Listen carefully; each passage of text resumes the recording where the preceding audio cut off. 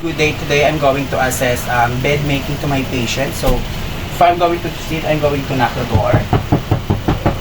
I'm going to close the curtain to have a privacy, and I'm going to perform hand hygiene.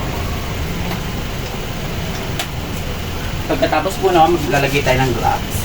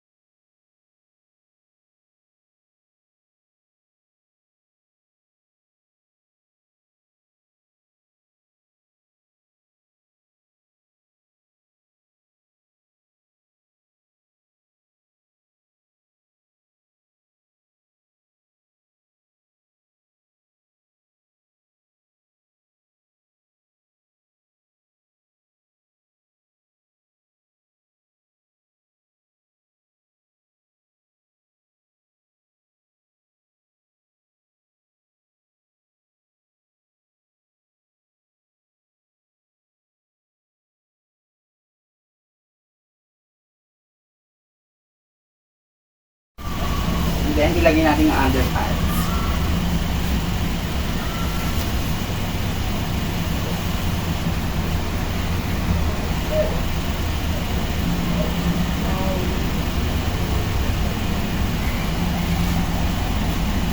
Nalagay na po natin yung mga materials. Papatagilin din natin ang ating pasyente para malagay natin sa kabila. And then patient natin, tatanggalin natin yung mga luma niyang gamit.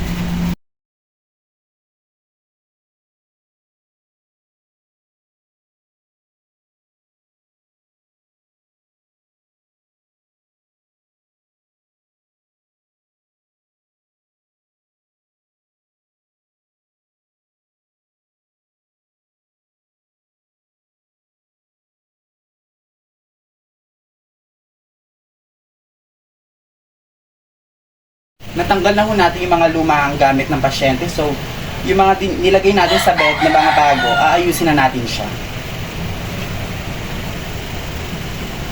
Una is yung sheet na nilagay natin.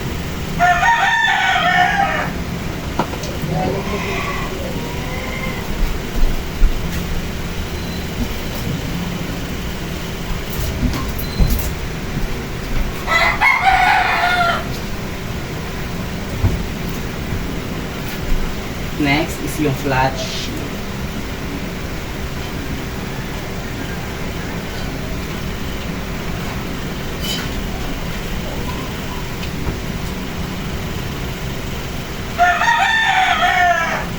Underpads. Nandaayusin natin ang pasyente.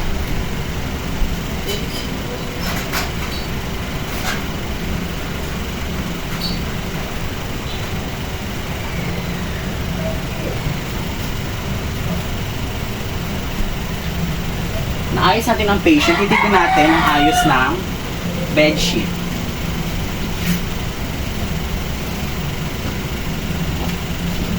So, ganito pa ang tamang pagtupi. Kukuha kayo sa baba, kailangan may pa-triangle. Ipailalim.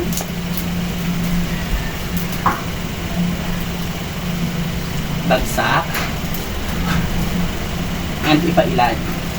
Kailangan makagawa na ng triangle na shape.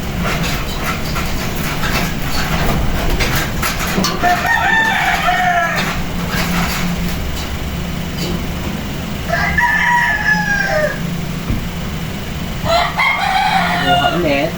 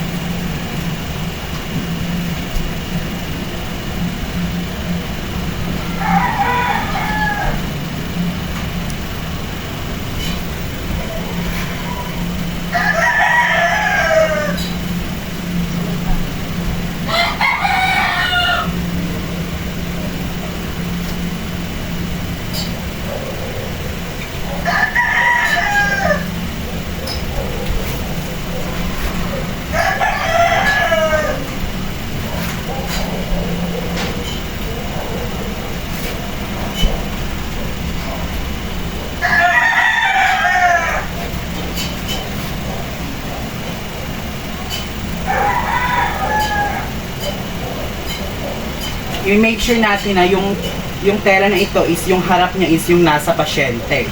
Then yung likod is yung nasa harap.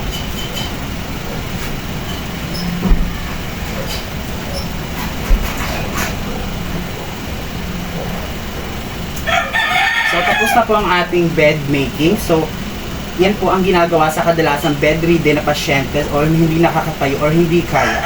So sa ginawa ko po kayo na pwede kayo magpatulong sa relatives ng pasyente kung kinakailangan. Maraming salamat po.